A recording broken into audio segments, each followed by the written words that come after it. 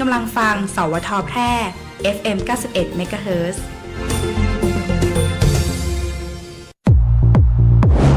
ถ้าทุจริตคือไวรัสเราจะเป็นวัคซีนอย่ารอให้ใครมาเปลี่ยนโลกเริ่มจากเราก่อนขอเชิญทุกคนมาสมัครเรียนหลักสูตรต้านทุจริตศึกษาในรูปแบบออนไลน์ฟรีจากสำนักงานปปช.ผ่านเว็บไซต์ aced.nacc.go.th เรียนง่ายเรียนสนุกจบแล้วได้ใบประกาศนียบัตรออนไลน์ส่งตรงถึงมือเรียนรู้วิธีต้านทุจริตเสริมภูมิคุ้มกันทางจิตใจเปลี่ยนพลังความคิดเป็นพลังต่อต้านความไม่ถูกต้องไม่ว่าคุณจะเป็นนักเรียนนักศึกษาหรือประชาชนทั่วไปมาเพิ่มพลังความรู้สร้างสังคมใสสะอาดด้วยการเรียนรู้แบบใหม่บนแพลตฟอร์มต้านทุจริตศึกษาออนไลน์ของสำนักงานปปช.สมัครเลยวันนี้ที่ aced.nacc.go.th มาร่วมสร้างประเทศไทยโปร่งใสไร้ทุจริตและสินบนเริ่มได้ที่ตัวคุณสนับสนุนโดยกองทุนปปช.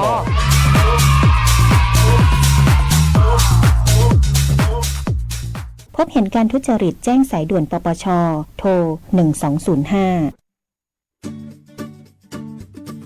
โรงพยาบาลชุมชนการแพทย์แผนไทยและการแพทย์ทางเลือกองค์การบริหารส่วนจังหวัดแพร่เปิดให้บริการดูแลสุขภาพนวดพอกอกนวดรักษาแผนไทย90นาทีนวดแผนไทยนวดเท้าประคบร้อนบรรเทาอาการปวดเมื่อยคลายกล้ามเนื้อข้อเข่าสมุนไพรรักษาข้อฝืดข้อเข่าเสื่อมข้อนิ้วข้อเท้าลดอาการปวดด้วยสมุนไพรเปิดให้บริการในทุกวันจันทร์อบไอน้ำสมุนไพรรักษาระบบทางเดินหายใจกระตุ้นการไหลเวียนของโลหิตลดการปวดเมื่อยกล้ามเนื้อขับน้ำข่าวปลาแม่หลังคลอดเปิดให้บริการในทุกวันอังคารบรรเทาอาการปวดเมื่อยคลายกล้ามเนื้อผู้มาใช้บริการให้นำบัตรประจำตัวประชาชนมาด้วยทุกครั้งใช้สิทธิ์เบิกจ่ายตรงข้าราชการสิทธิประกันสังคมหรือสิทธิ์บัตรทองในจังหวัดแพร่สิทธิรัฐวิสาหกิจหรือชำระเงินสดติดต่อจองคิวรับบริการเวลา 8:30 นาทีถึง 16:30 นาทีเว้นวันหยุดนักขัตฤกษ์โทร 054-523-338-9เก็บออมมาตั้งนานข่าวดีสำหรับคนอยากมีบ้านธนาคารอาคารสงเคราะห์มีสินเชื่อปลูกสร้างที่อยู่อาศัยบนที่ดินของตนเองอัตราดอกเบี้ยต่ำยื่นกู้ตั้งแต่3มีนาคมถึง30ธันวาคม2568อนุมัติและทำนิติกรรมภายใน30ธันวาคม2568ผ่อนสบายสูงสุด40ปีกรณีทำประกันสินเชื่อดอกเบี้ยเดือนที่ 1-6 0.89% ต่อปีและกรณีไม่ทำประกันสินเชื่อดอกเบี้ย 1.29% ต่อปีวงเงินในโครงการมีจำนวนจำกัดติดต่อสอบถามที่ธนาคารอาคารสงเคราะห์สำนักงานสาขาแพร่054-621-490-5ธนาคารอาคารสงเคราะห์ทำให้คนไทยมีบ้านดูแลผูกพัน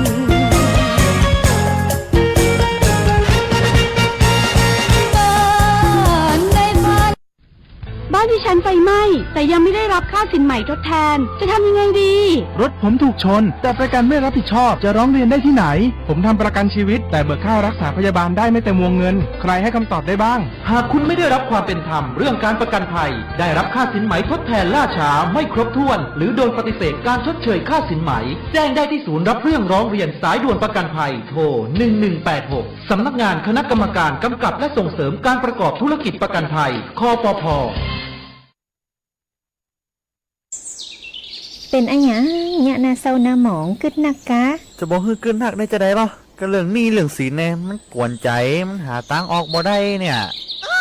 เอ้าแล้วอย่างบอกไปลองปรึกษากองทุนฟื้นฟูและพัฒนาเกษตรกรพอได้ขึ้นทะเบียนเป็นสมาชิกกองทุนไว้กอแน่ถ้าจะยังบ่ฮู้แน่ก็ถ้าเป็นสมาชิกแล้วมีหนี้ในระบบเกี่ยวกับการเกษตรก็สามารถยื่นขอขึ้นทะเบียนหนี้กับสำนักงานกองทุนฟื้นฟูและพัฒนาเกษตรกรสาขาแปรได้เขาจะให้คำปรึกษาแล้วก็ช่วยแก้ไขปัญหาหนี้สินของเกษตรกรด้วยนะโอ้มันมีจะอี้ตัวอีมีเหมือนกันนะเฮาไปสมัครเข้าองค์กรหรือจัดตั้งกลุ่มใหม่รวมกันบ่น้อยกว่า50คนก็ได้แล้วก็ไปขอรายละเอียดยื่นเสนอแผนและโครงการเพื่อฟื้นฟูและพัฒนาอาชีพของเฮาถ้าเฮาบ่มีหนี้บ่มีสินนุจะ จะมีอย่างมาส่งเสริมเกษตรกรพ้อง อ๋อบ่ยากเลยปรึกษาสำนักงานกองทุนฟื้นฟูและพัฒนาเกษตรกรสาขาแปดตั้งอยู่ตีถนนกาดน้ำทอง หลังบิ๊กซีแปรตำบลนาจักอำเภอเมืองแปรจังหวัดแปรโทร 054-534-381 เกษตรกรติดไปติดต่อบ่ได้เสียการใช้จ่ายใดๆทั้งสิ้นเด้อ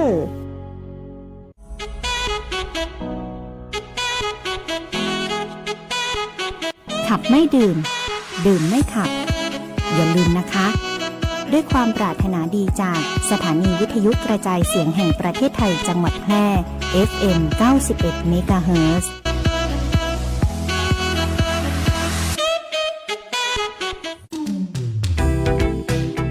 คุณกำลังฟัง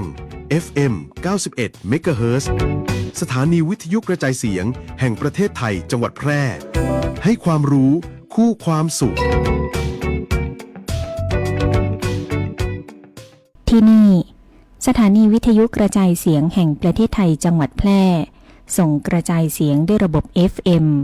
สเตอริโอมัลติเพล็กซ์ความถี่ 91 เมกะเฮิรตซ์ จากนี้ไปติดตามรับฟังรายการ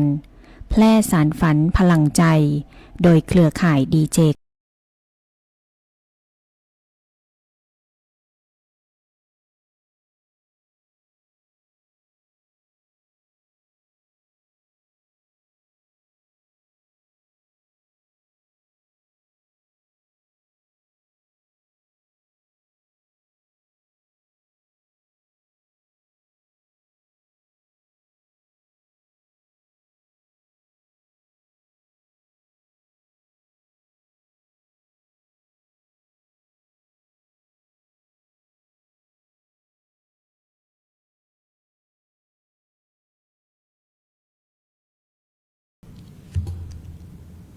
สวัสดีครับ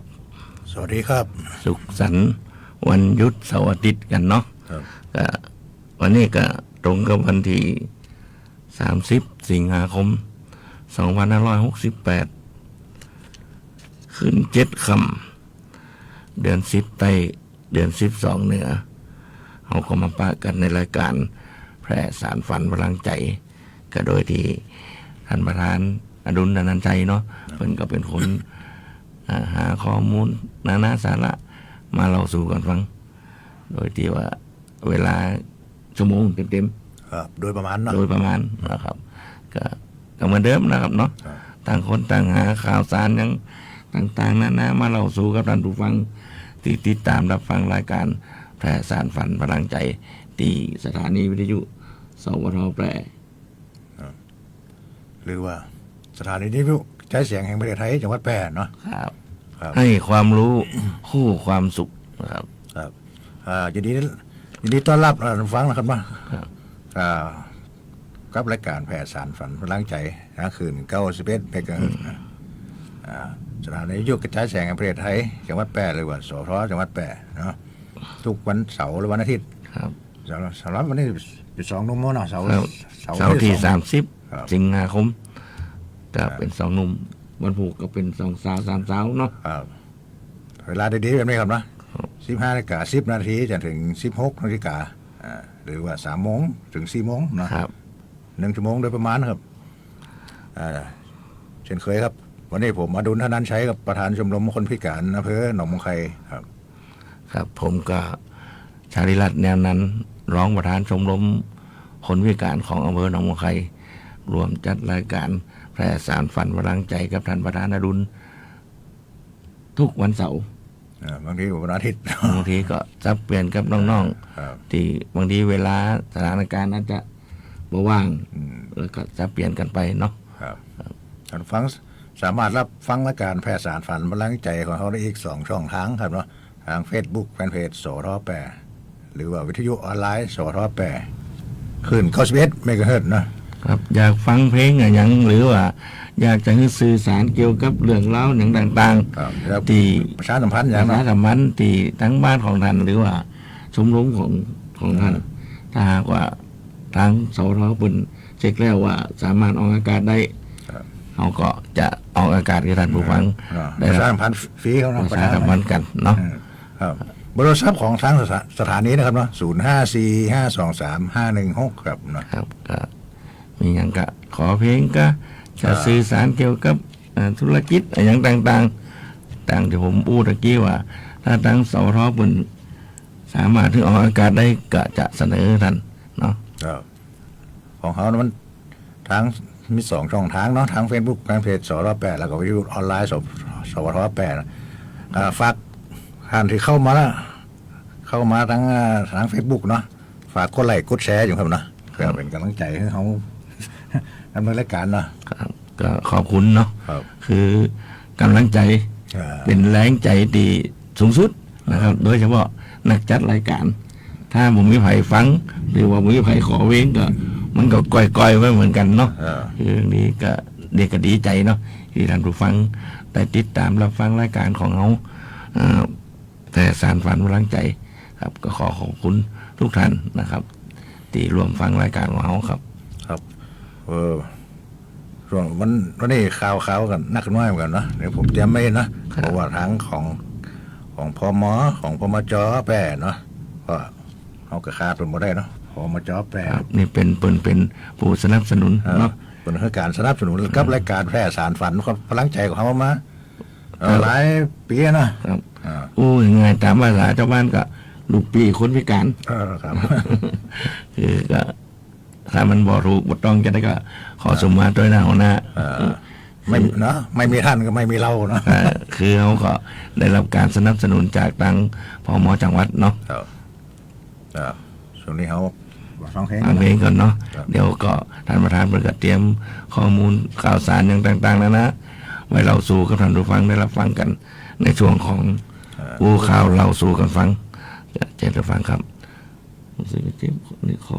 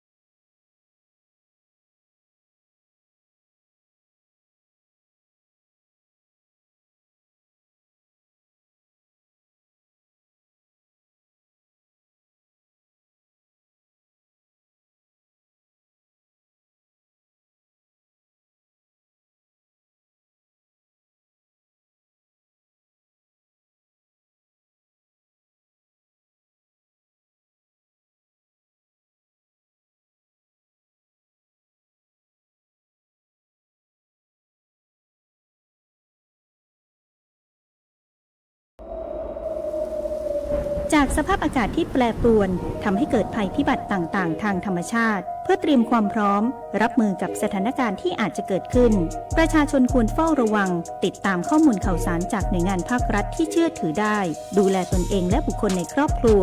ต้องการความช่วยเหลือด่วนแจ้งเหตุมาที่กองอำนวยการป้องกันและบรรเทาสาธารณภัยจังหวัดแพร่โทร 054-533-680 หรือสายด่วนปพ 1784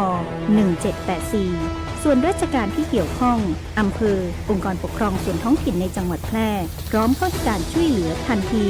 ปรารถนาดีจากผู้ว่าราชการจังหวัดแพร่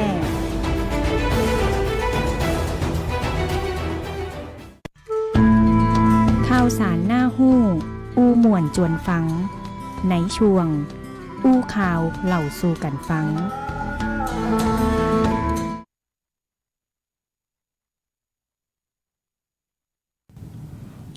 ครับก็ได้รับความสุขจากเสียงเพลงกันไปเนาะหนุ่มนาข้าวสาวนาเกลือ โดยแฟนเพลงจาก บ้านอ้อยครับ บ้านอ้อยบ้านเวียงเนี่ยเนาะ บ้านเวียงลงกวาง ลงกวางก็ขอขอบคุณเนาะแฟนเพลงจากบ้านอ้อยนั้นที่ติดตามรายการแผ่สารฝันพลังใจของเราเนาะก็ตัวนี้ช่วงนี้เขาลึงเนาะดูนี่ตอนนี้อยู่ในห้องทรงก็เสียงฟ้าห้องข้างนอกเขาลึงเนาะคิดว่าครึ่งบนหัวเนี่ยจากนอกไอ้ก็คาจิกิผ่านไปแล้วมาดูเอาอย่างก็น้องฟ้าหน้าฟ้ามากเลยก็พอดีคุณอุดรฤทธิชัยเนาะเปิ่นแจ้งเข้ามาดีห้องทรงบ้านสุพรรณประแมทเนาะขอบคุณครับตีแจ้งสภาพดินฟ้าอากาศตั้งนอกคือตั้งคนในห้องทรงบ้านสุพรรณประแมทกันตรงข้ามครับทางสถานีเขาเนาะใกล้กันเนี่ยคนลายถนนฝนตกนักลมแรงครับเนี่ยบ้านสุพรรณประแมทก็ขอบคุณคุณอุดรฤทธิชัยเนาะที่แจ้งข่าวมานะข่าวมาให้ตั้งสวทแปรได้สื่อไปยังท่านผู้ฟังทางบ้านได้รับฟังกันเกี่ยวกับสภาพดินฟ้าอากาศตอนนี้ก็ทางสุพรรณเพิ่นก็ฝนตกหนักลมก็แห้งนะครับก็ฝากไปตั้งพี่น้องธรรมสุพรรณด้วยเนาะก็มันดูแลเข้าของเนาะตัวสภาพสิ่งแวดล้อมในบ้านเนาะก็เป็นห่วงกันเนาะครับอยู่ใกล้น้ำยมเนาะอยู่ใกล้น้ำยมเนาะก็ฝากบอกต่อกันไปด้วยเนาะเนื่องจากว่าฝนตกหนักท่านคุณอุดรเป็นบอกเนาะฝนตกหนักลมแรงนะครับครับช่วงนี้ก็เป็นช่วงของโอ้ข่าวเล่าสู่กันฟังเนาะครับเอากับเรื่องของพม.กันนะกระทรวงพม.เนาะกระทรวงพัฒนาสังคมและความมั่นคงของมนุษย์แล้วก็โดยพก.ก็คือกรมส่งเสริมและพัฒนาคุณภาพชีวิตคนพิการเป็นร่วมกิจกรรมเสริมสร้างสุขภาวะองค์กรสู่องค์กรสร้างสุขหรือว่า Happy Work Place เนาะความสุข8ประการสำหรับ Happy Soul คือศีลธรรมเคารพผู้อื่นกิจกรรมเติมบุญทำบุญตักบาตรพระสงฆ์ประจำปีประจำเดือนสิงหาคม2568เมื่อวันพฤหัสบดีที่28สิงหาคม2568นางจตุพรโลจนะพาณิชย์รองปลัดกระทรวงการพัฒนาสังคมและความมั่นคงของมนุษย์เป็นประธานกิจกรรมเสริมสร้างสุขภาวะองค์กรสู่องค์กรสร้างสุขหรือว่า Happy Work Place ความสุข8ประการสำหรับ Happy Soul ศีลธรรมเคารพผู้อื่นกิจกรรมเติมบุญทำบุญตักบาตรพระสงฆ์จำนวน5รูปประจำเดือนสิงหาคม2568โดยมีคณะผู้บริหารกระทรวงพม.โดยนายโชคชัยวิเชียรชัยยะอธิบดีกรมส่งเสริมและพัฒนาคุณภาพชีวิตคนพิการ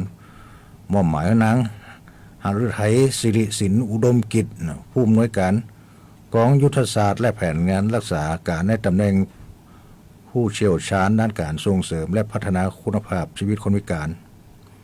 นำคณะผู้บริหารและเจ้าหน้าที่ในสังกัดกรมส่งเสริมและพัฒนาคุณภาพชีวิตคนพิการเข้าร่วมณบริเวณลานอเนกประสงค์ชั้นหนึ่งกระทรวงพัฒนาสังคมและความมั่นคงของมนุษย์นะครับนะนี่เป็นข่าวของกระทรวงนะกระทรวงพม.เกี่ยวกับคนพิการเนาะครับก็มีข่าวอย่างที่จะสื่อสารหรือว่าจะได้ก็โทรมาครับโทรมาที่สทก็ได้หรือว่าโทร รมาเบอร์โดยตรงทางธรรมทานก็ได้เนาะมีอย่างดีอยากสอบถามก็ถ้าเขานี่ได้เขาก็จะ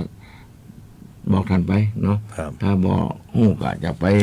สอบถามคนหู้แล้วก็ตอบท่านเนาะเอาไปก็เป็นของพมจแปดแหละนะครับนะนี่เป็นนั้นอันนี้ของเขาไอ้ลูกพี่เขา ลูกพี่พมแปดเนาะเปิดรับมอบกายอุปกรณ์เครื่องช่วยความพิการรถสามล้อโยกจำนวน109คันเนาะตามโครงการจัดหากายอุปกรณ์สำหรับช่วยเหลือคนพิการ 72,000 ชุดเฉลิมพระเกียรติพระบาทสมเด็จพระเจ้าอยู่หัวหนึ่งในโอกาสพระราชพิธีมหามงคลเฉลิมพระชนมพรรษา6 รอบ28 กรกฎาคม 2567นี่เมื่อวันที่26 สิงหาคมที่ผ่านมาครับเนาะ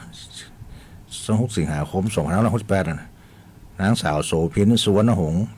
พนาสังคมและความมั่นคงของมนุษย์จังหวัดแปร่ก็มอบหมายให้นางสาวชุติมนแรกข้าวเป็นผอ.นะเนาะผอ.ศูนย์ผู้อำนวยการศูนย์บริการคนพิการจังหวัดแปร่นะแล้วก็เจ้าหน้าที่สำนักงานพัฒนาสังคมและความมั่นคงของมนุษย์จังหวัดแปร่รับมอบกายอุปกรณ์เครื่องช่วยความพิการรถ3 ล้อโยกจำนวน109 คันตามโครงการจัดหากายอุปกรณ์สำหรับช่วยเหลือคนพิการ 72,000 ชุดเฉลิมพระเกียรติพระบาทสมเด็จพระเจ้าอยู่หัวเนื่องในโอกาสพระราชพิธีมหามงคลเฉลิมพระชนมพรรษา6 รอบ28 กรกฎาคม 2567ระยะที่9ระยะที่10และระยะที่11จากกรมส่งเสริมและพัฒนาคุณภาพชีวิตคนพิการเพื่อส่งมอบให้คนพิการในจังหวัดแปดต่อไปครับเนาะครับนี่ก็นี่ของพม.เหมือนกันนะของนี่พมจ.นะพมจ.แล้วนะนี่พมจ.เดี๋ยวผมข่าวครับนึกกันนะนี่นะพมจ.แปดมันก็ร่วมเป็นวิทยากรทำแล้วนะมันร่วมเป็นวิทยากรในโครงการอบรมครอบครัวอบอุ่นมีคุณธรรมนำสังคมไทยเข้มแข็งประจำปีงบประมาณ2568วันที่30 สิงหาคม 2568ก็วันนี้กันนะครับ30เนาะนางสาวโสภินสุวรรณหงษ์พนักงานสังคมและความมั่นคงของมนุษย์จังหวัดแปร่มอบหมายให้นายภูมิปราบหงษ์นิตกรและนายธีรวุฒิบุญสงฆ์เจ้าหน้าที่ศูนย์ปฏิบัติการเพื่อป้องกันการกระทำความรุนแรงในครอบครัวร่วมเป็นวิทยากรในโครงการอบรมครอบครัวอบอุ่นมีคุณธรรมนำสังคมไทยเข้มแข็งประจำปีงบประมาณ2568เพื่อเสริมสร้างความรอบรู้ในการป้องกันและแก้ไขปัญหาด้านครอบครัวอันนี้ในห้องประชุมสำนักงานเทศบาลตำบล2อำเภอ2จังหวัดแปร่ครับเนี่ยนะนี่เป็นไม่สดๆเลยนะวันนี้เนาะนี่ข่าวของพมจ.แปร่นะครับนะก็พมจ.แปร่ก็เป็นผู้สนับสนุนเกี่ยวกับการสนับสนุนและการนี่เนาะการแพร่สารฝันกำลังใจนะครับโดยเครือข่ายดีเจคนพิการจังหวัดแพร่เนาะก็เปิดให้โอกาสคนพิการเนาะได้มีโอกาสได้มาสร้างศักยภาพในการแสดงออกเนาะการใจอย่างเกี่ยวกับดีเจเนาะการจ้าเนาะก็เลยก็ขอบคุณทางหัวหน้าตัวเนาะหัวหน้านางสาวโสภินสุวรรณหงษ์เนาะครับฟังเพลงกันเนาะครับช่วงนี้เดี๋ยวก็เข้ามาสู่ช่วงของผู้ง่ายฟังมวลแล้วช่วงนี้ไปฟังเพลงกันก่อนเนาะครับเดี๋ยวเราฟังครับ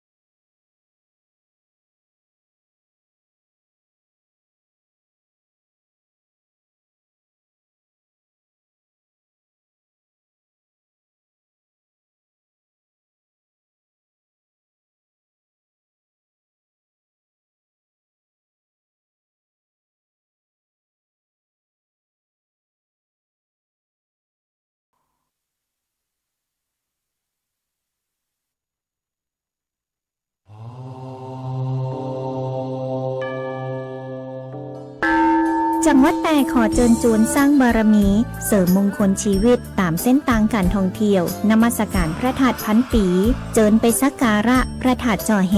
พระธาตุดอยเล็งพระธาตุสิงหอุตรนครพระธาตุสีจุ๋มพระธาตุหลวงใจจ้างกั้มพระธาตุหัวควงพระธาตุปงสนุกพระธาตุพระห่วงพระธาตุปูแจพระธาตุแหลมลีพระธาตุขวยปูพระธาตุจอมแจ้งพระธาตุเนื่องพระธาตุไฮซอยและพระธาตุห้วยออบอกเลยว่าสายมูบไดิพลาดสักหน่อยไปเคาะระฆังฮือดังระเบิดฮือชีวิตเฮาสุขบันเจิดปังปังปังสาตุเจ้าแอลแปแอลมวนได้ความสุขกูฤดูคนแปรนี่ใจงามเจ้า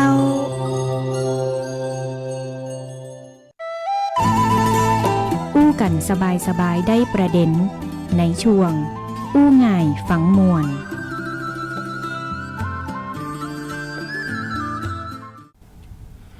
ครับก็ได้รับฟังเสียงเพลงมวนๆกันไปเนาะแล้วช่วงนี้ก็เขาก็มาฟังเกี่ยวกับข่าวๆอย่างต่างๆที่ประธานบนเตรียมมาในช่วงของอู้ง่ายฝังมวลเนาะก็ท่านผู้ฟังก็ลองติดตามรับฟังพอเนาะว่าทางประธานเพิ่นมีข่าวๆอย่างเกี่ยวกับต่างๆนานาที่จะมาเล่าสู่ท่านผู้ฟังได้รับฟังกันครับครับเกี่ยวกับอาหารการกินบ้านเขาเนาะมันเป็นสมุนไพรเนาะผมไปโอ้เรื่องไอ้ยอดพักขี้เล็กเนาะมันคงชักกันนี้เนาะขี้เล็กก็ยอดเลยเนาะของมากครับเรื่องจริงที่ซ่อนอยู่ในรถขมเนาะยอดขี้เล็กก็เป็นพักที่ชาวบ้านยกก็เป็นยาเนาะเพราะรสขมช่วยปรับสมดุลร่างกายหวานเป็นลมขมเป็นยาเนาะครับมันขมหวานเนาะไม่ใช่ว่าขมแต่ว่าเนาะบ้านเฮาก็นิยมกินกันเนาะแกงขี้เล็กก็ถือเป็นอาหารประจำถิ่นที่มานานเนาะ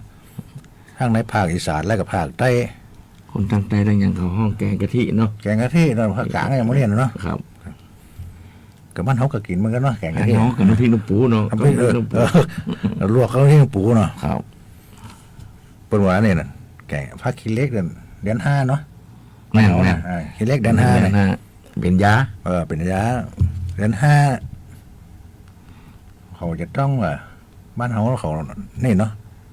ได้กินสักยอด2ยอดก็ดีเนาะขี้เล็กเนาะถ้าว่าถือเป็นมงคลเป็นอย่างนี้เนาะมันฮือแข็งแกร่งเหมือนเล็กเขาแข็งแกร่งในต่างๆเนาะในชีวิตในอย่างเนาะในร่างกายอย่างเขาเนาะตามบรรยากาศของสภาพอาหารเนาะผักขี้เล็กนะครับต้นขี้เล็กสามารถทนแรงได้ดีนะก็พบทั่วไปตามท้องไร่ท้องนาน่ะโดยมากกับตะมูข้างตังถนนใหญ่ก็มีเนาะครับมันออกง่ายต้นขี้เล็กเนาะ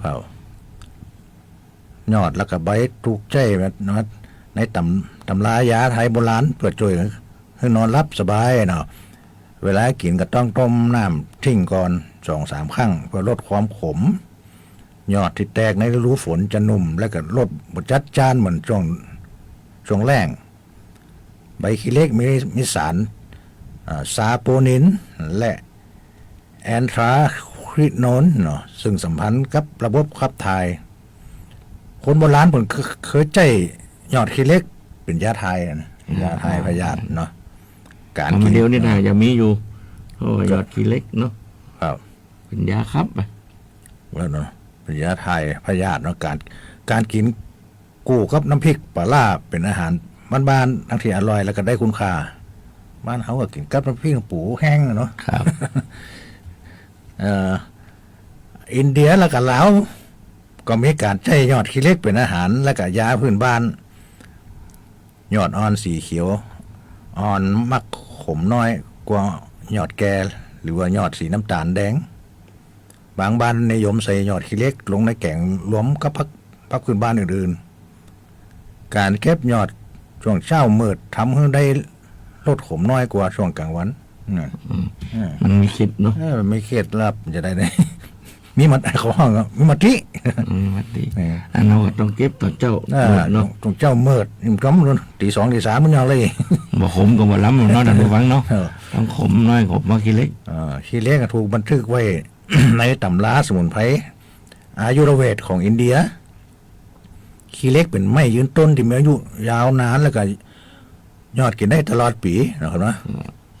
น้ำต้มใบขี้เหล็กบางท้องถิ่นใจดื่มเพื่อบรรเทาอาการนอนบ่หลับความขมของยอดขี้เหล็กช่วยตัดลดมันแล้วก็เลี่ยนจากอาหารกะทิคนสมัยก่อนเพิ่นเชื่อว่าการกินผักขมเป็นการล้างพิษจากอาหารที่กินเข้าไปยอดขี้เหล็กขึ้นเองตามธรรมชาติได้ง่ายบ่ต้องใส่ปุ๋ยกระเติบโตนะเมนูแกงขี้เหล็กโบราณมักปรุงรวมกับสมุนไพรหลายชนิดเพื่อครบรสขมยอดขี้เหล็กสดๆมักถูกขายในตลาดพื้นบ้านราคาย่อมเยาการทำชาสมุนไพรจากใบขี้เหล็กนิยมในหลายชุมชนนะการกินคู่กับเนื้อย่างทำให้รสชาติอาหารเข้มข้นแล้วก็ตัดเลี่ยนต้นขี้เหล็กปลูกหิมหัวบ้านได้เนาะมันให้ทั้งลมเงาแล้วก็เก็บยอดมากินได้ตลอดยอดขี้เหล็กก็ดองจะเป็นอาหารถนอมอาหารที่ยังพบหันในบางพื้นที่เนาะครับก็ท่านผู้ฟังก็เราเอาไปปรุงอาหารพอเนาะอย่างท่านประธานบนว่านี่เนาะมันช่วยนอนรับด้วยกันวะนะมันอาจจะเป็นคือมันอาจจะเป็นประโยชน์เนาะว่าเป็นล้มขมเป็นยาเขาว่าเนาะคือก็ประธานเพิ่นก็ได้ข้อมูลตัวนี้มาก็มาเล่าสู่กันฟังเนาะมันช่วยต้านอนุมูลอิสระตัวอย่างนะก็ลองดูเนาะมันคงบ่ถึงกับมือโทษแต่ผมว่าเกินกว่านี่หรอกครับแล้วผมว่าบุคคลกินดิบนะเพราะเสียงทำให้ห้องเสียจากสารบางชนิดถ้าเกิดค่ากินหนักขึ้นไปก็ทำให้ทายเหลวมีฤทธิ์เป็นยาระบายนะ มันเกินกว่าเหตุเนาะกับบางทีเขาก็เอาต้มซุกเราก็กินน้อยๆกับน้ำพริกน้ำผงนี่ก็โอเคแล้วไม่ใช่ว่ากินแล้วจนนั้นอันนี้เนาะแต่ทางด้านร้านมันก็ได้ข้อมูลจากการหายาสมุนไพรเกี่ยวกับพืชบ้านเฮาเนาะเกี่ยวกับผักขี้เหล็กนะครับบางเรื่องที่เขาบ่เคยหู้เขาก็หู้แน่นะครับก็คือช่วงที่ร้านเปิ่นได้หาข้อมูลเกี่ยวกับสมุนไพรต่างๆเนาะก็มันก็ดีนะครับท่านผู้ฟังอาจจะบางคนอาจจะโบ้กินนั่นเพื่อประโยชน์อย่างที่กินเน่าจนนะต้องผูกต้องเสียนะครับดังนั้นก็ฝากไว้แต่ผมว่าผักขี้เหล็กนี่โอเคละมากกันเนาะมันลวกกับน้ำพริกลวกกับน้ำพริกนี่นะผมก็ชอบกินอยู่ครับเดี๋ยวช่วงหน้าก็อู้เรื่องกันนี่เหมือนกันแล้วเนาะเกี่ยวกับสุขภาพเขาเลยเนาะเรื่องการตอนนี้ฟังเพลงกันเนาะครับเดี๋ยวกลับมาฟังในช่วงของนานาสาระครับตอนนี้ฟังเพลงก่อนครับเดี๋ยวเราฟังครับ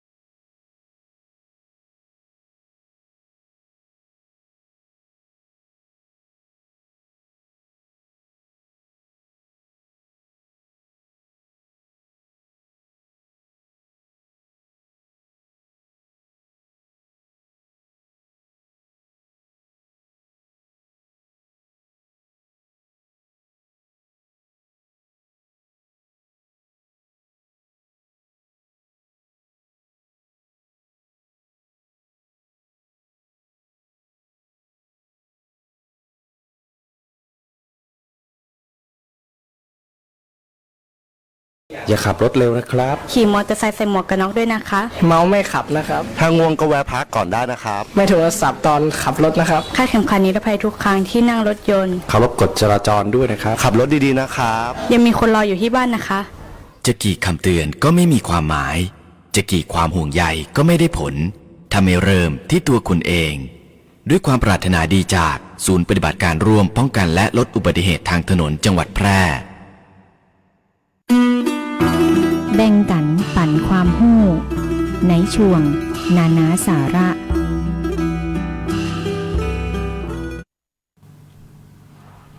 ครับก็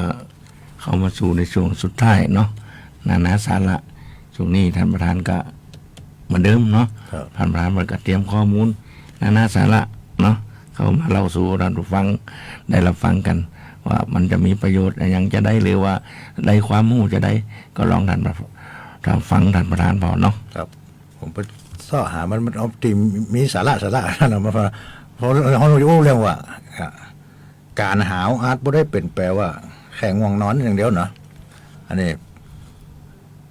หมอปนเตียนอาจเป็นสัญญาณทีโรคไล่นะคณะการหาวการหาวอาจไม่ได้แปลว่าแค่ง่วงนอน มันเป็นเตือนอาจจะเป็นสัญญาณสีโรคไล่หากพบความผิดปกติกับคนรีบไปพบแพทย์เพื่อตรวจเช็คโดยเร็วเนาะนี่ตีเมืองผู้หน่วยเขาสงของไต้หวันนะอดีตตำรวจ155 ปีเสียชีวิตกระทันหันคณะไปเยี่ยมเปื่อนในร้านสะดวกซื้อหลังจากหาวแล้วร่างกายสุดล่มลงกับปืนทันทีเหตุการณ์นี้สร้างความสะเทือนใจของสังคมเป็นอย่างมากเนาะปนว่าแม่การหาวจะเป็นปฏิกิริยาธรรมชาติที่พบได้ทั่วไปแต่หากตรงนี้เกิดขึ้นมาบ่อยผิดปกติกับโดยมีอาการร่วมยังเวียนศีรษะแน่นหน้าอกใจสั่นหรือแขนขาอ่อนแรงควรระวังเป็นพิเศษเพราะอาจเป็นสัญญาณบอกบ่งบอกถึงโรคร้ายได้เพราะว่าการหาวแท้จริงเนี่ยเป็นกลไกการปรับสมดุลอัตโนมัติของสมองเมื่อสมองต้องการลดอุณหภูมิเกิดความสมดุลของการแลกเปลี่ยนออกซิเจนหรือว่าสารสื่อประสาทอย่างโดปามินซีโรโทนินแล้วก็อะเซทิลโคลินทำงานผิดปกติร่างกายก็จะกระตุ้นให้หาวแล้วก็เป็นการกดปุ่มรีเซ็ตเพื่อให้สมองกลับคืนสู่สภาวะสมดุลชั่วขณะดังนั้นการหาวจึงบ่ได้หมายถึงแค่ง่วงหรือว่าเบื่อหน่ายตรงนั้นแต่อาจเป็นสัญญาณเตือนด้านสุขภาพที่บุคคลมองข้ามครับเนาะสำหรับโรคที่อาจทำให้เกิดอาการหาวบ่อยผิดปกติผลสรุปไปดังนี้เนาะ4 กลุ่มแรกคือโรคทางระบบประสาทได้แก่โรคหลอดเลือดสมองโดยเฉพาะเมื่อกระทบก้านสมองหรือว่าพรโรคปอกประสาทเสื่อมแข็งรวมถึงผู้ป่วยบางรายที่มีอาการล้มชักหรือไมเกรนอาจแสดงสัญญาณเริ่มแรกและการหาวติดต่อกันบ่อยๆครั้งหาวติดต่อกันบ่อยครั้งไม่ได้ก็หาววันค่ำมันก็ท่านผู้ฟังก็ลองพอเนาะว่าเวลาท่านหาวท่านอย่างนี้ก็เหตุการณ์มันเกิดขึ้นจะได้เกี่ยวกับตัวท่านรองอีกแล้วเนาะก็ลองเอาไปความคิดเห็นดูกันเนาะเป็นโรคหัวใจเห็นว่ากลุ่มที่ 2เป็นโรคหัวใจก็หลอดเลือดนะเอาบทจิตจะน้อยนะเกิดนะการหาวโรคตับและความผิดปกติของระบบเผาผลาญมันมาหลายโรคผลข้างเคียงจากยาแล้วก็โรคทางจิตเวชเนาะมันหลายกลุ่มด้วยครับถ้าหาวเป็นดาวเป็นเดือนเนาะไงนะการนี้ก็หาวเป็นดาวนั้นไงฮานุมานเหรออันนี้ก็เป็นข้อมูลดีทางบรรดาเก็บรายละเอียดต่างๆมาเราสู่กันฟังเนาะครับในช่วงนี้ก็เวลาก็จะน้อยละเนาะก็ขอขอบคุณทั้งเจ้าหน้าที่ของสวทและท่านผอ.สวท8ตีหน่วยงานของคนพิการเข้ามารวมจัดรายการความรู้เล็กๆน้อยเกี่ยวกับคนพิการหรือผู้สูงอายุ ก็ให้กับท่านผู้ฟังได้รับฟังกัน ก็ติดตามรายการของเขาได้ไหมในวันพุธเป็นวันติดก็ของน้องพบสองสาวน้องสุก็วันเสาร์ก็ป้ากับหนุ่มๆวันติดกับสาวเนาะก็สำหรับวันนี้ก็คงจะจากลากันไปก่อนขอบคุณติดตามฟังรายการเราตั้งแต่เริ่มแรกเนาะขอบคุณจนจบเลยเนาะครับผมสำหรับวันนี้ก็ลากันไปก่อนเนาะสวัสดีครับ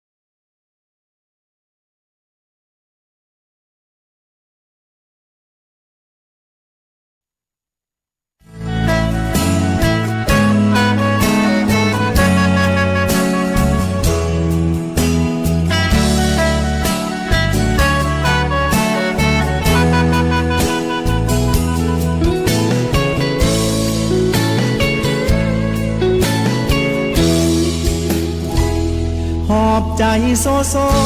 มาวัดตะโกกราบหลวงพ่อรวยการเงินมันติด